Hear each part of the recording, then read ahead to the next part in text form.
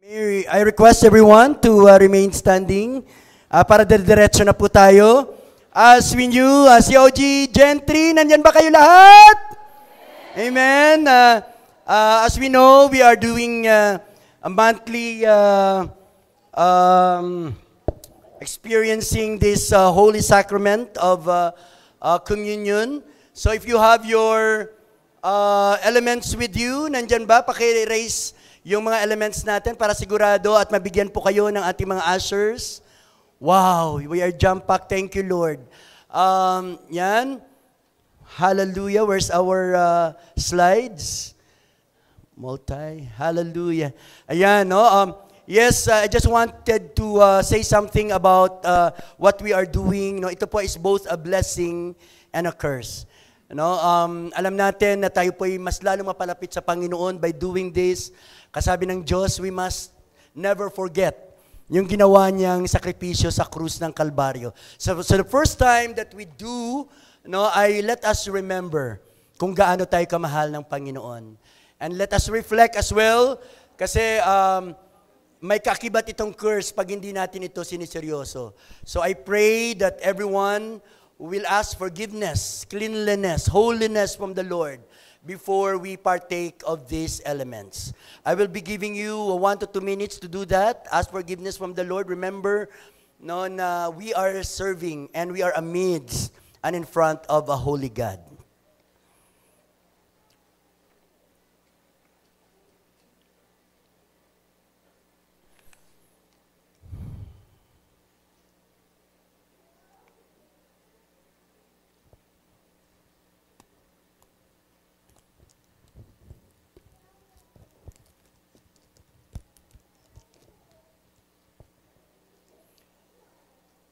Hallelujah. Jesus, on the night he was betrayed, took bread, and when he had given thanks, he broke it and said, "This is my body, which will be given up for you. Do this in remembrance of me." Sabay-sabay natin kainin ng tinapay.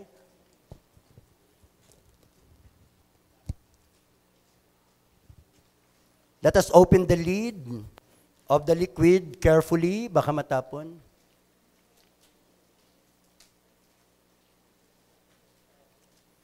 In the same way, after supper, he took the cup, saying, "This is the new covenant in my blood. Do this whenever you drink it in remembrance of me." Sabay-sabay natin inumin. Let us pray. Lord, maraming salamat for allowing us to partake of this Lord's Supper, your flesh and blood symbolized by the elements, Panginoon. Salamat that we could reflect, Panginoon, and we could rejoice, we could remember, Panginoon, kung gaano mo kami kamahal, gaano kalawak, kalalim, kalapad, Panginoon, ang iyong katapatan at pagkalinga sa iyong mga anak, Panginoon. Today, Lord, we believe, nagsimula na naman ulit na kami lumakas, Panginoon. Dahil sa tuwig kami ay makaniig ka sa sakramentong ito, Panginoon, ay patuloy mo kaming pinapatibay, Panginoon. You in us and us in you, Panginoon. We are one and we are one with the body, Panginoon. Maraming salamat for this intimacy, Panginoon, that only those who know you, Panginoon, ang siyang nakakaunawa. At maraming salamat din, Panginoon, sa iyong mga salitang maihayag. Akin pong dalangin, O Diyos, na tunay na ito'y magiging magiging lamp unto our feet, Panginoon, at magiging light unto our path, O God. Lord, I pray that you guide your words to come through to the hearts of my brothers and sisters, Panginoon. Make home in their hearts, Panginoon. Patuloy kang magbago ng mga puso, Panginoon. Magbago ng mga buhay, Panginoon, sa pamamagitan ng mga salitang ito. Handa mo ang mga puso ng bawat isa, Panginoon, sa iyong sasabihin, sa iyong i-reveal, Panginoon, sa umagang ito. It may be hard on us, Panginoon, but if we trust in you and believe in your grace, everything will be alright, Panginoon. Maraming salamat. Pinupuri ka namin. Pinasasalamatan sa pangalan ni Jesus. Lahat magsabi ng Amen and Amen. Pwede po natin maupo na at palakpakan ang ating nag-iisang Diyos na buhay. Hallelujah. Yan. Ayan po. Let's give some time for our ushers to collect the empty bins, no, sachets for our elements. Wow, it's been a busy month, no? Last month, yung July, no? Marami po sa atin na naka-attend ng MMR convention. Sino po naka-attend? Pakitaas nga ng kamay. Andito ba sila? Ayan. Palakpakan po natin yung mga umattend ng MMR convention. Parang, ano naman, palakpakan natin ang Diyos. Pag sa tao lang yan ay mahina yan. Ang para sa Diyos! Amen. Yan. No?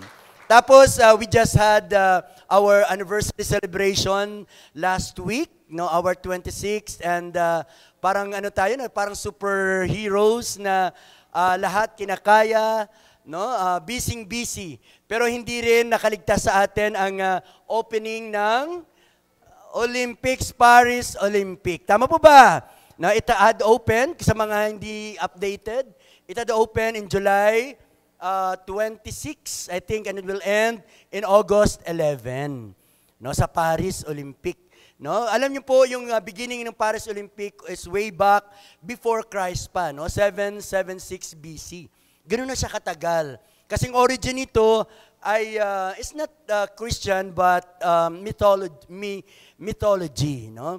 Pag sinabi nating Olympia, it actually developed into a term which we refer to the 4 years of the gap of Olympics, no, bawat 4 na taon, no. But Olympia is actually a place, no, sa mythology wherein the Greek gods resides. No, parang heaven ito sa kanila, Mount Olympus.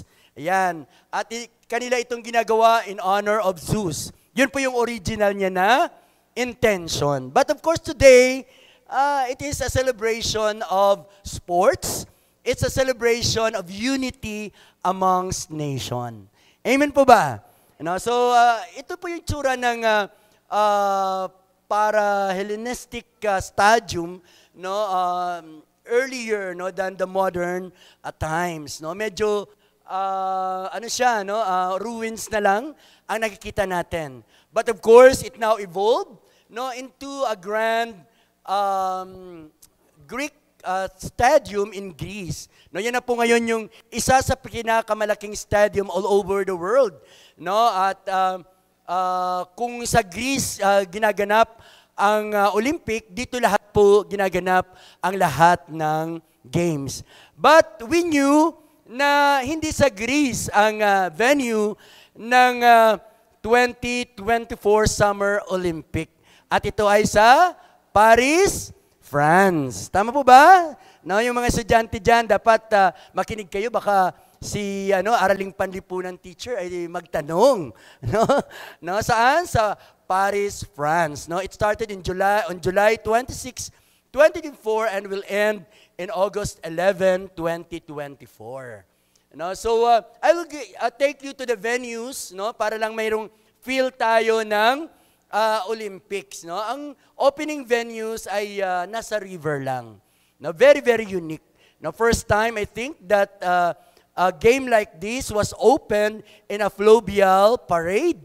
No, nagsumakay sa mga bangka ang mga delegates from other countries and they flew, no, the river along or in the center of Paris.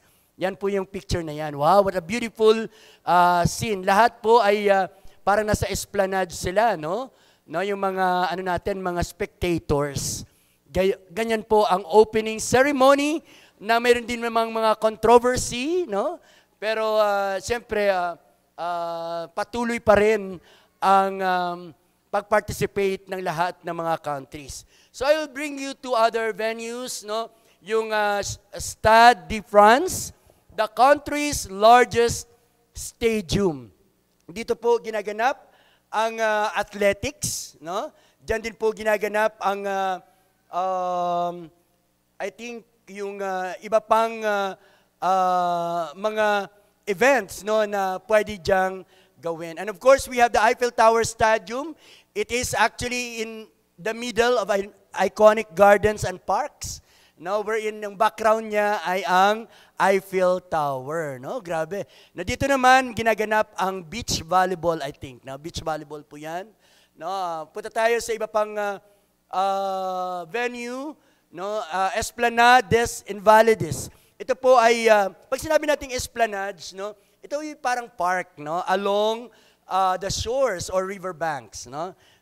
Esplanades, no. Kaya kung kayo po ay may mga syudad na pinupuntahan, tapos namamasyal kayo sa along the shores, tapos maganda yung mga parks, tawag doon ay esplanades. No? Ito, esplanades des Invalides. So yung mga sports naman dyan ay cycling, no? Kasi umiikot sila sa riverbank, no? At iba pa, no? I think dyan din yung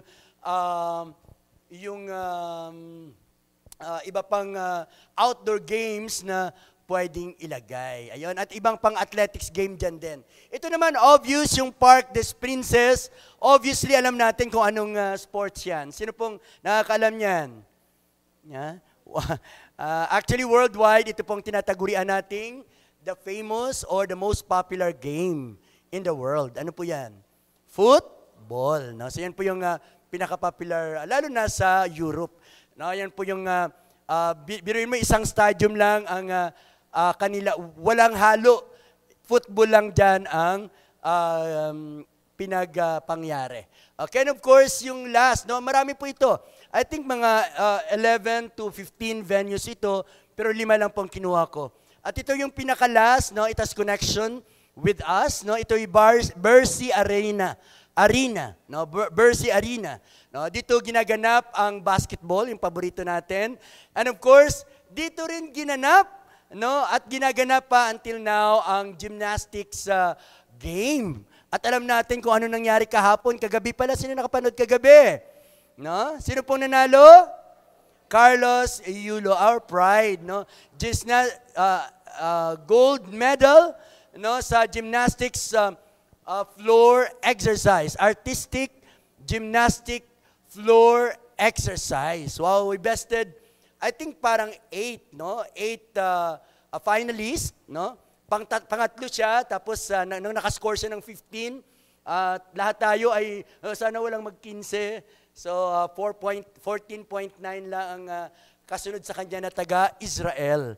So pwede ba palakpakan natin ng Diyos sa buhay ng atletang ito? Napakagaling. He brought honor to our country, no? Pero alam natin na hindi lang naman siya ang sa ngayon, siya po ang pangalawang gold medalist natin sa ating bansa, no, in the Summer Olympic. Second being Heidelin Diaz, no, sa Tokyo Olympics, which was held in 2021. Dapat 2020 kasi 4 years, di ba? Kaso lang na-delay because of pandemic. Ayan po. No, so history, may history tayo.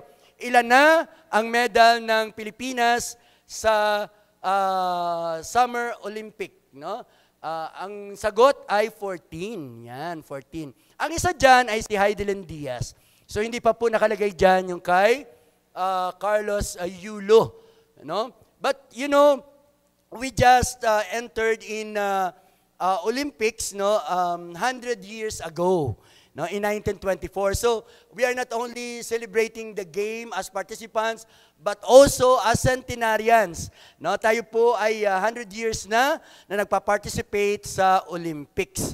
No, being 1924 as our first participation. And we only got 4 years later ng ating pong first bronze medal sa swimming. Ayan po siya, no, para lang makita natin. Siya yung first Filipino who has been given a medal, no, in Olympics. Swimming po yung kanyang laro. Siya po ay si Chufilo Ildefonso. Siya po ay isang Ilocano. He was born in November 1903.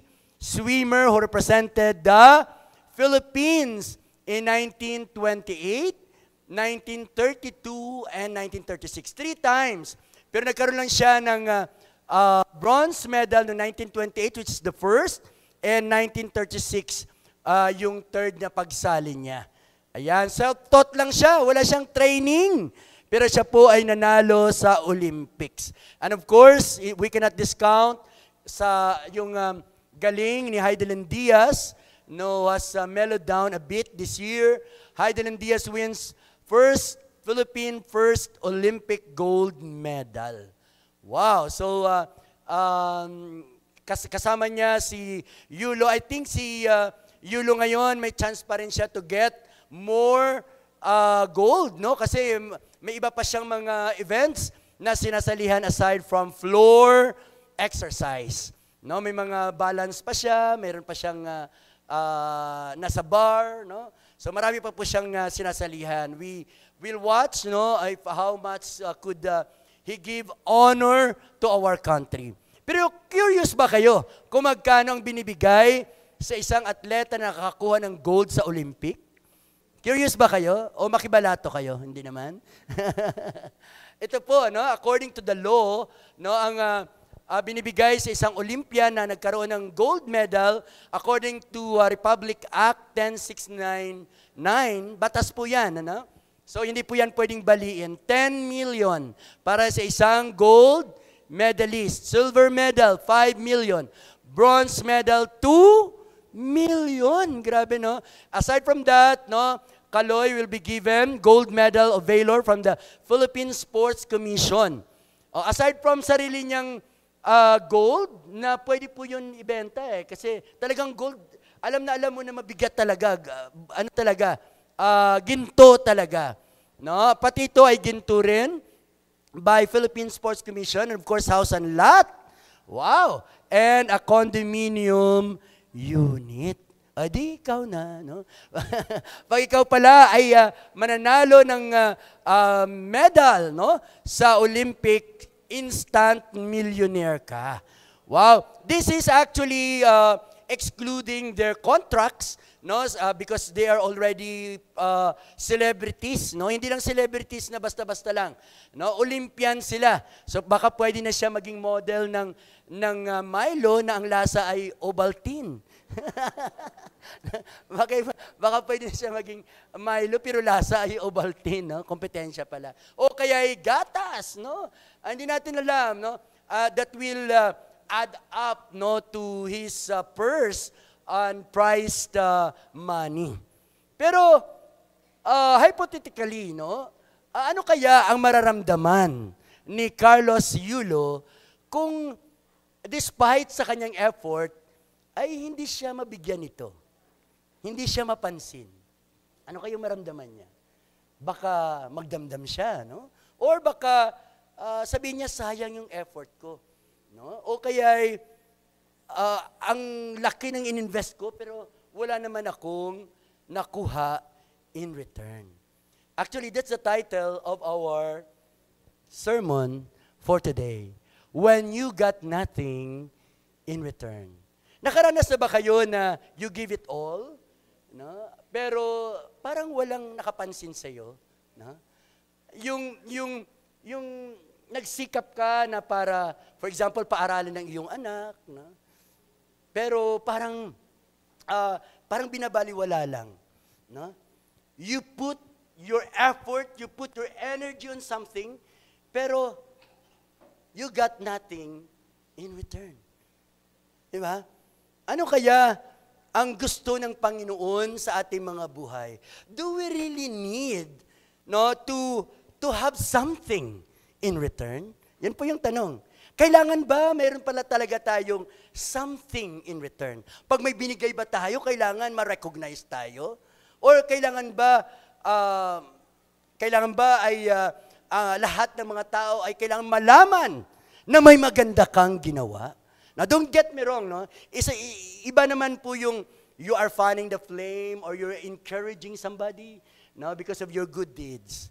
Pero iba naman ito na parang nalimutan o kaya pwedeng hindi napansin, ay hindi ka na-recognize, hindi pumunta sa yung spotlight, no? Ano ka na kaagad? Walk out, gano'n. Di ba? No? When you got nothing in return. What do you think God says about this? No? Alam nyo, bilang mga tao, no, we often subscribe to believe that you scratch my back and I'll scratch yours. Parang we always believe in reciprocity of something. Na pag may binigay ka, kailangan may babalik. Is it fair? Totoo, fair naman po yun. Tama po ba? Fair ba o hindi? Pag may binigay ka, dapat may bumalik. Fair o hindi? Fair. Fair, tama, di ba? May binigay ka eh. Dapat may bumalik. Pero we live in a fallen world na hindi lahat ng binigyan mo ay ibabalik sa'yo. Amen? Hindi lahat nagmamahal ng totoo. Hindi lahat ay maayos ang relasyon sa Diyos at maayos ang relasyon sa bawat isa. Kaya, may encouragement ang ating Panginoon. No? Kasi minsan ay, iba yung interpretation natin minsan ng what you want others to do unto you, do it into others. No? Walang sinasabi doon na you do this in return. Ang sinasabi doon, no, parang attitude siya eh, na kailangan no, ay marunong din tayong tumanaw ng utang na loob. Pero hindi siya matik na kailangan pag may ginawa sa iyo isang tao, kailangan mag-expect ka ng babalik. Alam mo, expectation often breeds or is often the root of disappointment and disgust. Kaya sabihin mo sa katabi mo, huwag ka lagi kasing umasa. Na, okay, 1, 2, 3, go. Sabihin sa katabi. Huwag kang lagi umasa. Kasi, ang tao, makinig, no? Ang tao po ay nagkakamali. Amen po ba? Kulang yung tao. Amen po ba? Kulang siya eh. Kulang siya, hindi siya perfect. Kaya minsan, if you rely on people, you will be disappointed. If you expect too much sa anak mo, madi-disappointed ka. If you expect too much sa asawa mo, no, kasi pinakasalan mo siya, parang santo-santo siya, gano'n, no? Tapos lumabas na pala ng nung nag-asawa na kayo. Na-disappoint ka. Kailangan, laging sinasabi kong dapat may margin tayo ng error ng ating kapatiran. Amen po ba? So ano dapat ang gusto ng Diyos para sa atin? Ang gusto ng Diyos sa atin ay ito. Sa pag-aaral ko ng preaching na ito yung gusto ng Panginoon. And I hope na makuha natin. God wants us to give, to love, and to help other without expecting something in return. Yan ang gusto ng Panginoon. No? And I want to prove that by these 2 passages. Okay po? Ito yung dalawa nating gamitin. In Luke 14:12-14, ito po nakalagay. Then, he turned to his host. Ang senaryo dito ay si Jesus ay pumunta sa isang bahay ng Pariseo. Nakikain siya. Kumbaga, nakikain siya. No? Tapos, marami silang pinag-usapan and then, in-advise niya yung Pariseo. Nasabi niya, pag nag-invite ka, ito dapat ang gagawin mo. Sabi niya. Okay, sabi niya dito sa verse 3, then he turned to his host, you put on a luncheon or a banquet. He said, don't invite your friends, brothers, relatives, and rich neighbors, for they will invite you back, and that will be your only reward. Ano? Siyempre, si kumari mayaman, sigurado yan. Pag in-invite mo maging ninong yan, paldo yan, di ba? Nakuha mo ng reward mo. Di ba? Tama ba? No. Pero sabi ni Jesus, instead, invite the poor, the crippled, the lame, and the blind. Then, at the resurrection of the righteous, God will reward you for inviting those who could not repay you. Amen po ba? No? Ganun para dapat. No? Hindi natin, pipiliin ko yung pinakamayaman. Kasi tiyak yun. No? Tiyak yun, sigurado na si Totoy. No? Pag nag-aral yan, pupunta lang yan sa ninong niya. Di ba? Yun na kaagad, no? Yun na kaagad, yung return na kaagad, yung ating tinitingnan. Amen po ba? Remember, bilog ang mundo. No? Paano kung, pag college na ni Totoy, ikaw po ay nag-expect na, punta ka lang sa ninong, banjing-banjing, hindi ka nag-ipon. Kasi umasa ka doon, nag-expect ka kay ninong. Aba, Sininong na disgrasya o sininong naluging negosyo, mas mahirap pa sa'yo. Ano nangyari? Di ba? You were disappointed. Dapat kanino lang tayo aasa? Kay Lord. Kasi si Lord ay hindi nagkakamali. Amen? O second, ito pa yung second na patunay. In Luke 6:30-36, if you love those who love you, sabi ni Lord, what credit is that to you? Wow! Sabi niya, even sinners love those who love them. Yung mga walang Jesus, yung walang mga Diyos sa buhay nila, pag inibig sila, iibigin din nila yon. Ganun lang yung ginawa mo. Diba? Dapat, tayo we go beyond that. No? Nakapagpapasensya tayo sa mga taong hindi kaibig-ibig. No? Yan ang nangyayari na tayo po ay nagsasama pa rin ng ating mga asawa na minsan maybe ay nagkakamali, ganyan. Napapatawad natin. Kasi nga, may Kristo tayo sa ating puso. Pero kung hindi tayo Kristiyano, lilipad ang mga kaldero. Lilipad ang mga kutsara. No? Arenola, kaserola, kasarol. Di ba? Tama po ba? Pero dahil Kristiyano tayo, marunong tayo umibig sa hindi kaibig-ibig. Sabi diyan sa kasunod, if you do what is good to those who are good to you, what credit is that to you? Sabi niya, kung ang gagawan mo lang ng mabuti ay si kumare, kasi alam mo, abroad siya eh. Magpapadala po yun ng sapatos na size 10. Tama po ba? No? Alam ng Diyos kung anong motivation ng ating puso. Hindi mo pa sinasabi, alam na ni Lord yan. Kaya pala akong kinuhang ganun. No? Umasa ka. Pero nabisto ka pala ni kumare, hindi nagpadala sa'yo. Wala. No? Hindi tama. Dapat, you do good to those who deserve it. No, kahit hindi ka dapat na ibigin. Alam nyo, kung walang Kristiyano sa mundong ito, matagal na itong sira. Amen? Matagal na itong sira. Kung walang Holy Spirit sa mundong ito, naku, patayan lahat. Rambol lahat. Walang matira sa mundong ito. Salamat na lang na may Diyos na kahit hindi tayo tapat, siya'y nanatiling tapat. Amen? Hallelujah. Sabi diyan, and if you lend to those from you whom you expect to receive, what credit is that to you? Ayan na naman. Utang. Usapang utang. Actually, hindi lang po ito sa pera. Pero dahil parang nakalagay diyan na repaid, pero wala namang money na nakalagay diyan eh.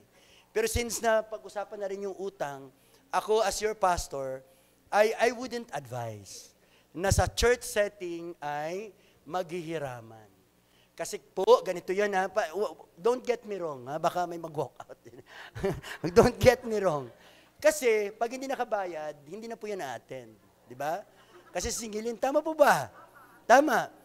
Tapos, ito namang sinagpautang, pag nagpautang yan, tapos kasama niya siya, pakikuha nga ng tubig, susunod ka. Pakikuha nga ng tubig, pabili nga doon ng merienda.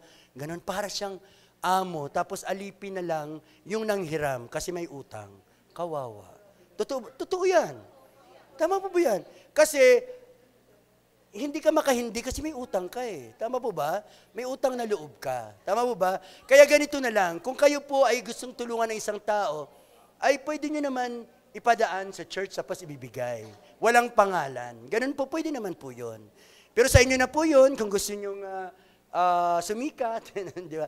Kasi alam mo, mahirap po yan eh. Sabi ng Panginoon, if you lend to those from whom you expect to receive, what credit is that to you? Di ba? Sabi diyan, even sinners led to sinners to be repaid in full. But love your enemies. What good is, love your enemies, do what is good and lend, and lend expecting nothing in return. So, ibig sabihin, pag hindi nakabayad, dapat hindi mo na siya inaano. Kaya nga, dapat hindi nagpapautang sa alam mong hindi makakabayad. Tama po ba? Tama. Kasi magiging source siya ng away. Magiging source siya ng away. Ibigay mo na lang yon, tulong mo na lang sa kanya. Kasi kung yan po ang magiging, magiging dahilan ng pagka-watak-watak natin, sabi ng Panginoon, lend expecting nothing in return. Then, your reward will be. Pag sinabi ng Biblia na great ang reward mo, hindi po yan, bisikleta lang, hindi po yan. Hindi lang yan kotse, hindi lang yan bahay lupa. Pag sinabing great, iba yan. Sabihin mo sa katabi mo, iba yan. Iba yan. Iba yan. Sobra yan. Sobra yan. No, great. And you will be children of God, for He is gracious to the ungrateful and evil. Be merciful just as your Father is merciful. So, I have here 3 reasons, short reasons lang, kung bakit hindi tayo nag-expect dapat ng return. Kay God lang dapat tayo nag-expect. When you got nothing in return. Mapalad ka, kapatid. Actually. Kasi, number 1, ito po yung aking point number 1. Early returns are just passing. God's reward are eternal. Saan ang gusto nyo? Yung dito sa mundo, nakita na lahat, napasalamatan ka na, tapos na yung iyong reward. Kasi napasalamatan ka na, nabayaran ka na, di ba? Or, yung hindi nalaman ng iba, at tuloy-tuloy pa ang reward mo sa langit. Saan ang pipiliin mo? Di ba sa langit? Di ba? So, walang problema. No? Di ba? Earthly returns are just passing. God's reward are eternal. Sabi dun sa ating text in verse 13, instead, invite the poor and the crippled, the lame and the blind. And at the resurrection of the righteous, God will reward you for inviting those who could not repay you. At the resurrection of the righteous. Alam ba natin kailan mangyayari yun? In due time. Sabi ng Panginoon, I will come like a thief. Walang nakakaalam. Pwede bukas. Darating ang Panginoon at marireceive mo na ang hindi nabayarang utang sa iyo na pinatawad mo na. Ang hindi nalaman ng ibang tao na kabutihan mo ay marireceive mo na ang tunay na reward ng ating Panginoon. Amen po ba? Napakaganda. Amen? So kaya dapat ay alam natin na tunay ang ating ginagawa. Kasi mapansin man tayo o hindi, dapat tuloy-tuloy tayo sa paggawa. Actually, mas maganda ang hindi napapansin. Mas maganda ang nakatago. Because sabi dyan, great is your reward in heaven. Amen? Hallelujah. Oh, baka wala na dito magpa-picture. Joke. Hindi, joke lang. Hindi, ang sinasabi ko ay if it is meant to fan the flame, to encourage others that we are doing something here in the church. Yes. Yes. Ang Diyos ang nakakaalam ng puso natin. Don't be guilty. Huwag tayong magigilty. Kung tama yung ating ginagawa, tama ang motivation natin, tuloy-tuloy lang tayo sa pag-encourage sa iba para gumawa din sa ubasan ng Panginoon. Amen! Hallelujah! Ito pa, babantayan natin, makinig po ng mabuti kasi ito ay mga bomba. Pag si Jesus kasi nagsasalita, siya kasi nagsasalita nito. Pag siya nagsasalita, iba yan. Pag si Jesus. Pula ito sa Biblia. Sabi dito, then, itong siniri naman dito ay Judgment Day. Nung pag si Jesus na ay maghahari, iibahin niya ang mga tupa kaysa mga kambing. Ganun po. Lahat ba dito ay tupa? Ay, parang konti lang yun. Amen. Lahat ba dito ay tupa? Wala ditong kambing, sabi ko na. No? Then the king will say to the people in his right, come, you that are blessed by my Father, come and possess the kingdom which has been prepared for you ever since the creation of the world. No? Ito yung pinapasok na sila niligtas na sila ng Panginoon, pinapasok na sila sa langit. Amen? No? Pero, Pastor, di ba, para makapasok ka sa langit, ang kailangan mo lang faith? Tama. Tama ba hindi? Tama. Faith lang ang kailangan mo. Pero alam niyo po, ang faith na walang gawa, yan mga gawa po yan eh. ang faith na walang gawa ay hindi tunay na faith. Totoo yan. Sabi ni James, faith without deeds are dead. No? Or is dead. Pag walang gawa, naniniwala ka lang sa Diyos pero may dapat tulungan pero hindi ka tumutulong. May capacity ka na magtulong, may bitbit ka na burger. No? Tapos may nangihingi. Tapos mamaya pala, dadalhin ko to sa aso ko, di ba? Pambihira, mas mahalaga pa yung aso kaysa sa tao na nagugutom. Di ba? Minsan ganun po tayo. Sabi diyan, ito in-invite na sila, no? Sabi ng talata, sabi diyan, I was hungry and you fed me. No? Yun po yung description sa tao na pinapasok ng Panginoon sa langit. Sabi niya, ako po ay nagugutom, pinakain mo ako. Thirsty and you gave me a drink. I was stranger and you gave me in your homes. You received me in your homes. Naked and you clothed me. I was sick and you took care of me. In prison and you visited me. Wow. So nagtaka ngayon yung tao. No? Sabi niya, the righteous will then answer him, When Lord, did we ever see you hungry and feed you, or thirsty and give you a drink? When did we ever see you stranger and welcome you in our homes, or naked and clothe you? When did we ever see you sick or in prison and visit you? Nagtanong-nagtaka sila eh. Anong sagot ni Lord? The king will reply, I will tell you, whenever you did this for one of the least important of these followers of mine, you did it for me. Wow.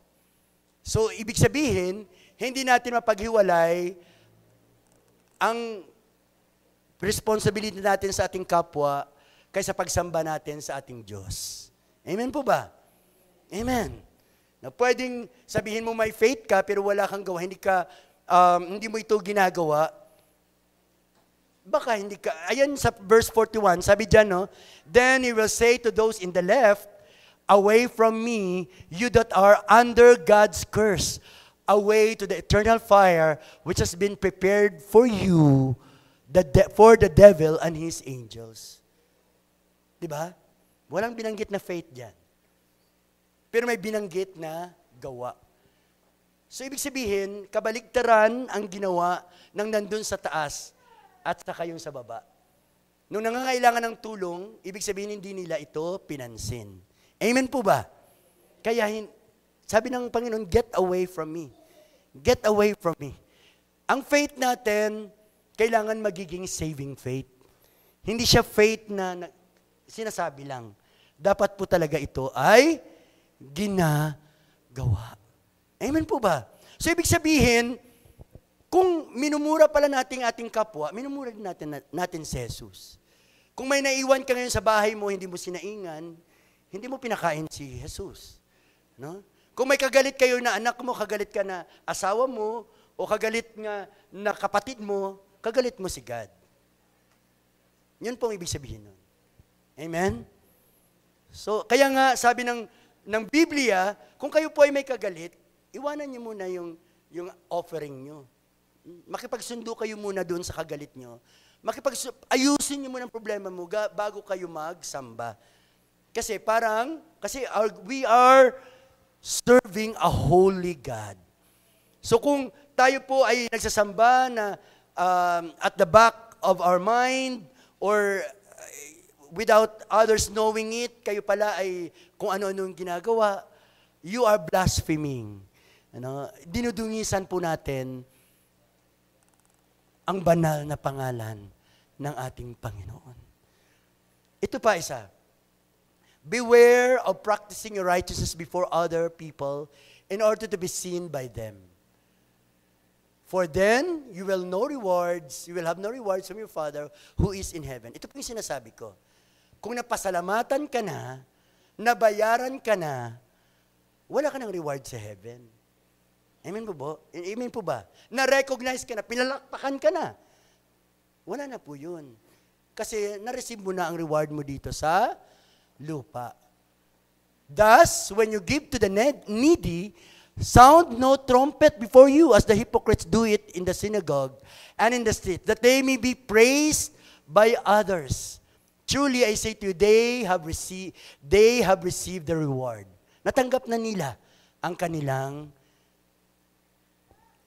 payment. No? But when you give to the needy, do not let your left hand know what your right hand is doing, so that your giving may be in secret, and your Father who sees in secret will reward you. Kaya, mayroong mga Christians na ayaw nila. No? Ayaw nila pasulat pangalan nila, ayaw nila, okay lang din yun.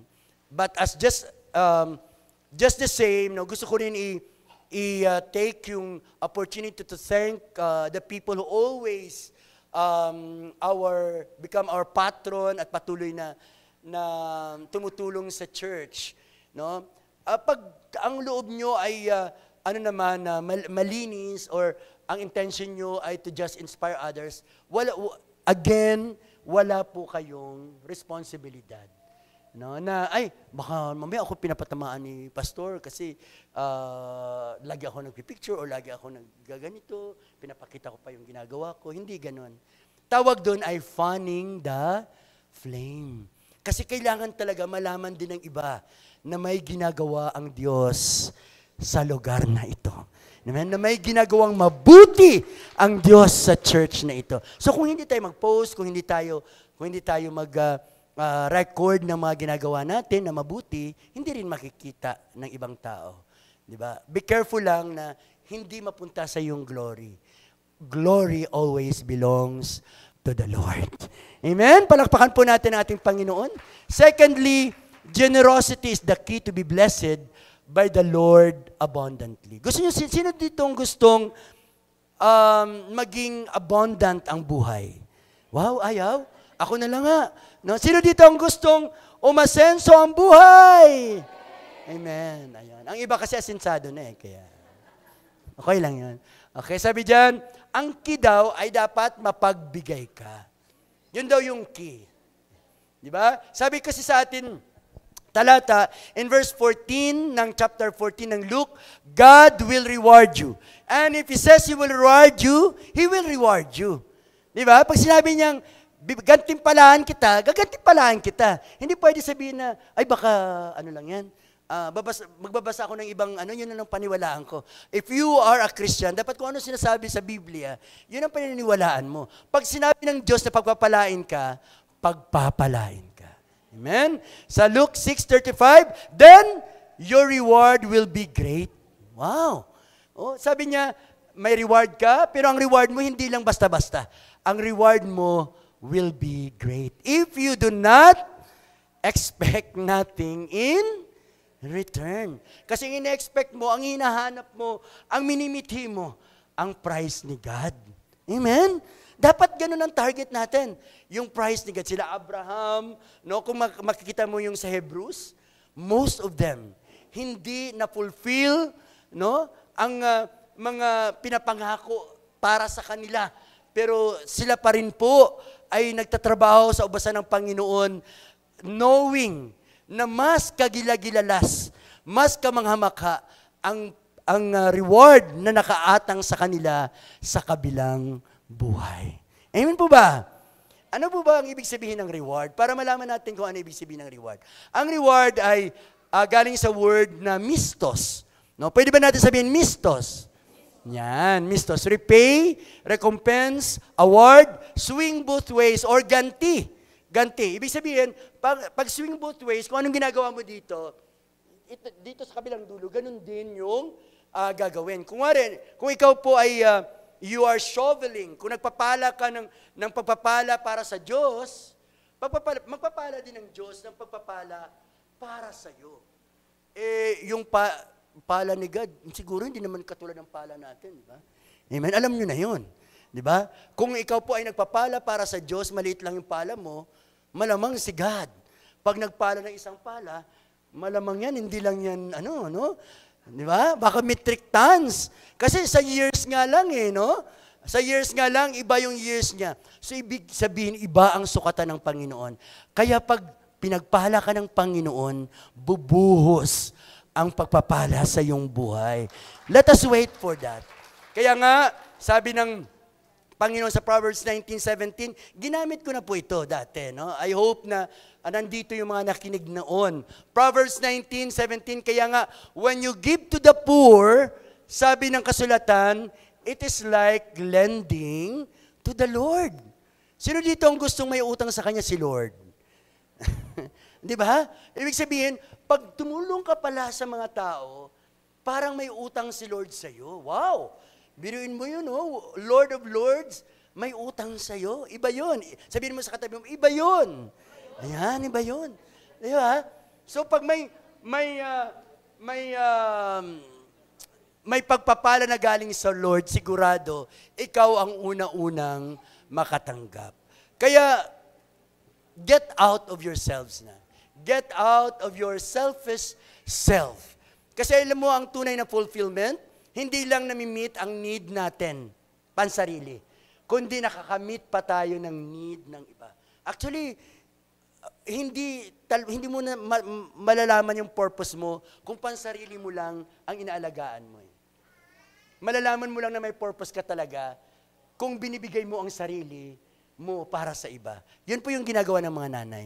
Kaya feeling ko, ang mga nanay talagang straight to heaven ng mga nanay. Palakpakan po natin mga nanay. Kasi yung buhay nila, nilalaanan nila para sa mga anak, sa iba. Siyempre, mga tatay din. Palakpakan natin mga tatay, siyempre.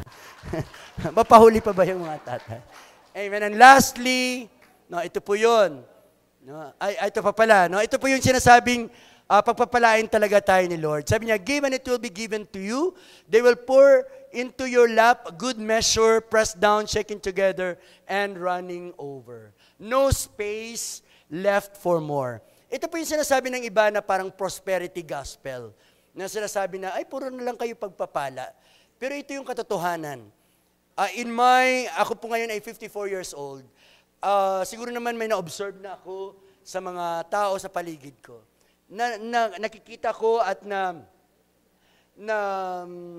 naobserbahan ko na yung mga taong mababait sa kanilang kapwa, sila talaga ang nagkakaroon ng mga magagandang buhay.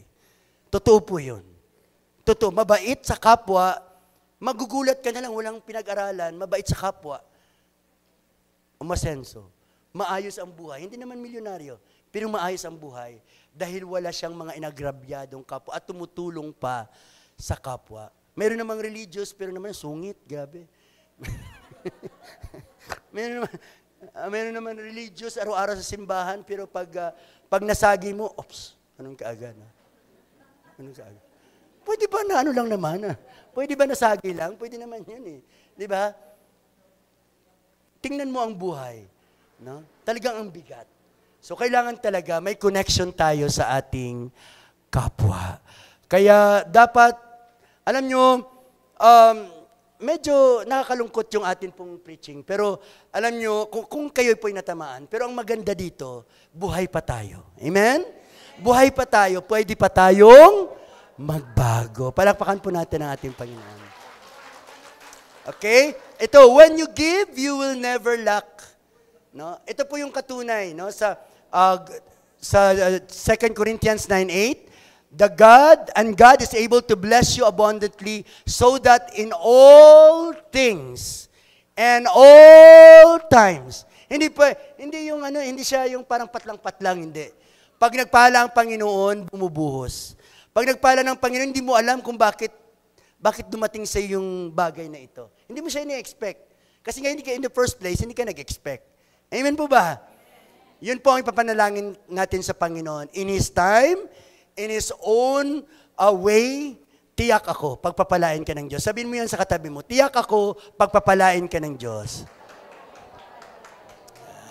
Hindi lang financially, kung hindi, abounding in every good works. Ayan naman tayo, yan o, pagpapala talaga, ano tayo dapat good works din. Okay, dahil sa last, giving is the evidence of our sonship. Walang anak ng Diyos na hindi nagbibigay. Actually, yung giving, no? Ang giving, sinabi sa 2 Corinthians, na ito ay grasya lang ng Panginoon. Bakit kaya grasya ng Panginoon? Ano kaya ang ibig sabihin nun? Sabi doon, sabi ni Pablo sa mga taga-Korinto, sabi niya, dapat nag-excel kayo, hindi lang sa mga mabubuting gawa, yung kindness nyo, pagtulong sa kapwa, pero dapat nag-excel din kayo in grace of giving. So ano kaya ang ibig sabihin ng grace in giving? No? Pag sinabi natin grace, hindi galing sa iyo yan. No? Hindi galing sa iyo yan yung grace. Galing yan kay Lord. Kasi kung tayo talaga, kuripo talaga tayo. Totoo talaga yan. No? Selfish talaga tayo. Totoo yan. Totoo talaga yan. Kaya tayo nakapagbibigay kahit wala na tayo dahil sa Diyos. Amen? Kaya grace of giving. Kahit itanong mo pa kay blank, no? Walang may nakaka-perfect sa tithes and offerings. Kahit itanong mo pa kay blank and blank. Di ba? Wala. Bakit? Kasi grace lang talaga yan ni God. Kaya tayo nakapagbibigay dahil sa kapangyarihan ng grasya ng Panginoon na inuudyukan tayo na magbigay. Nagiging iba yung puso natin eh. Kung dati kuripo tayo, ngayon parang ang dali na lang magbunot kung para sa iba at tumulong sa iba magbunot ng 2,000, 3,000, o 5,000. Dati yung piso, hindi makalabas yan sa bulsa ko. Hindi talaga yan. Hindi talaga yan. Magkalawang ka na talaga yan. Di ba? But because of the grace of God, nagbabago ang ating pagbibigay. Amen po ba? Kasi ebidensya yan ng pagiging anak ng Diyos natin. It's really awesome to be in the family of God. Na mayroon tayong Ama na nagbabago sa atin, may Holy Spirit na nag-uudyok sa atin, at may Jesucristo na siyang kakampi ng bawat isa sa atin. Parang ano natin siya, parang abogado, si Jesus. Ganun po si Jesus. No, in Luke 6:35-36, then your reward will be great and you will be children of the Most High. Di ba? Because your Father is merciful, dapat merciful din tayo. Sons of the Most High. Ang ibang translation. O dito ako magtatapos sa 2 Corinthians 8:9, kanina 9:8. Ito pong sinasabi, for you are recognizing the grace of the Lord Jesus Christ, His astonishing kindness, His generosity, His gracious favor, that though He was rich, yet for your sake He became poor, so that His poverty might become rich and abundantly blessed in us. Alam niyo, yung giving is like, it's like scattering seed. Yung binhi, isa lang po yan eh. Pag sinaboy mo po yan, ang isa lang kunwari, ang isasaboy mo, pag tumubo yan, hindi lang siya maging isa ang bunga. Ang bunga niya ay dadami. So, giving tithes or putting your financial help to other people is like planting a seed. At when it grows, ikaw na rin ang mag-harvest. Hindi iba yung mag-harvest, ikaw na rin ang makikinabang. Amen? That's how God works. He is the sower na kung bibigyan natin siya ng binhi, kanya itong palalaguin, pararamihin, para na rin sa bawat isa sa atin. Amen po ba? Yes. Tayo po ba ay nagtitiwala sa salita ng Diyos? Kasi kahit gaano kaganda ng salita ng Diyos, kung wala tayong pagtitiwala, wala din po yun. Ito po ang sinasabi sa Hebrews 11:6. Sabi diyan, without faith, it is impossible to please Him. For whoever would draw near to God must believe. No, asa nga ng kamay naniniwala sa sinasabi ng Diyos? Wow. Yes, he believed that He exists and that He rewards those who seek Him. Sometimes, we feel like hindi tayo deserving ng reward ni God. Pero alam niyo po ba, gusto ko lang sabihin sa inyo na nobody is actually deserving of the reward of God. Kahit pastor, kahit mga pare, kahit sino pa yung mga religious people. Kasi tayo pantay-pantay sa Panginoon. Everybody, because of the grace of God, deserves a second chance. Deserve na manumbalik sa Panginoon. Deserve na magtiwala sa Panginoon. At pag nagtiwala tayo sa Panginoon, doon lang ma-open. No? Ang abundance, not only in money. No? Kasi lagi na lang pag sinabi abundance, pera yan eh. Hindi po. Spiritual gift. Alam nyo, ang peace lang at joy, na nakakatawa ka kahit may problema ka, it's something that God gives alone. Hindi po yan makikita sa mundo. Na hindi po yan nabibili. No? Yan po ay galing sa Panginoon. Palakpakan po natin siya. Hallelujah. Pwede na po tayong lahat na tumayo. Hallelujah. Hallelujah. What a beautiful day. Hallelujah, Lord. Maraming salamat, Panginoon, for teaching us today, Panginoon, about giving. That the only secret to fulfilling life is getting out of yourself. Wag lang sarili lagi ang iisipin.